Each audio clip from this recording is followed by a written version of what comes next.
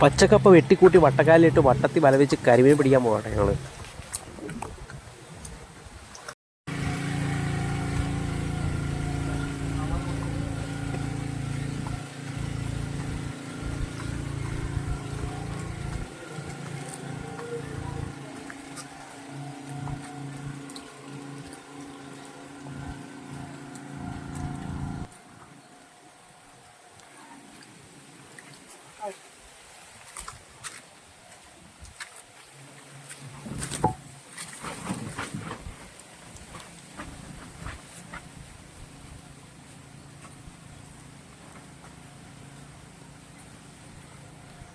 Apa sih?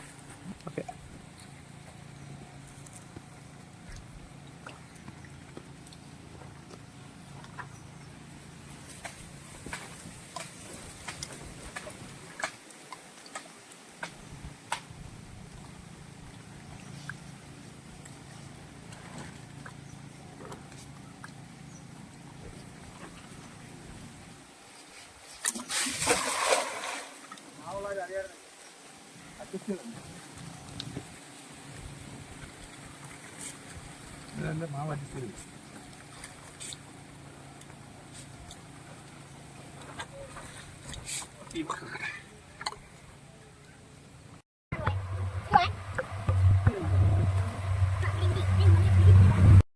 ഇതാ ഇപ്പം നമ്മൾ 1 മണിക്കൂർ കഴിഞ്ഞിട്ടുണ്ട് വല വീശിയിട്ട്.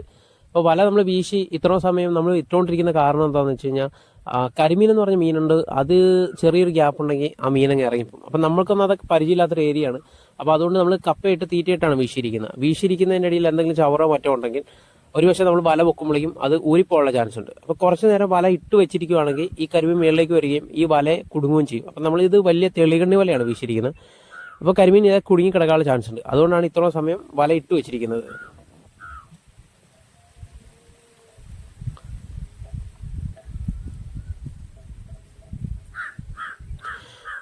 വല പൊക്കി വരുമ്പോൾ തന്നെ നമുക്ക് വലയിൽ കാര്യമായൊരു ഒരു കനം അനുഭവപ്പെടുന്നുണ്ട്. അപ്പം മീനുണ്ട്.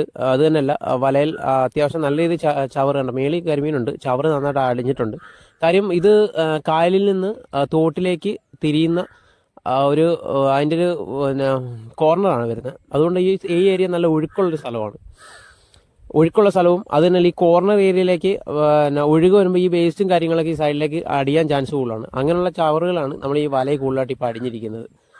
അത് കണ്ടോ, ഈ കാമുകിൻ്റെ ഓലയും പിന്നെ കുറച്ച് പ്ലാസ്റ്റിക്കും ചാക്കും ഇതൊക്കെയാണ് നമ്മുടെ വലയിൽ ഇപ്പോൾ അടിഞ്ഞിരിക്കുന്നത്. അതൊന്നും കുഴപ്പമില്ല, നമുക്കൊരു മീൻ കിടപ്പുണ്ട് കേട്ടോ. കാര്യം ഇതാണ്, നമ്മൾ അതേസമയം നമ്മൾ വീശി ഉടഞ്ഞെടുത്തിരുന്നെങ്കിൽ ഒരു പക്ഷേ നമുക്ക് ഈ മീൻ കിട്ടത്തില്ലായിരുന്നു.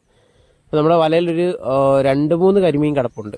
കുഴപ്പമില്ല, അത്യാവശ്യം വലിപ്പമുള്ള കരിമീൻ തന്നെ കിട്ടിയിരിക്കുന്നത്. അപ്പോൾ ഏതായാലും നമ്മുടെ കഷ്ടപ്പെട്ട് വീശിയതായാലും പാഴായിട്ടില്ല.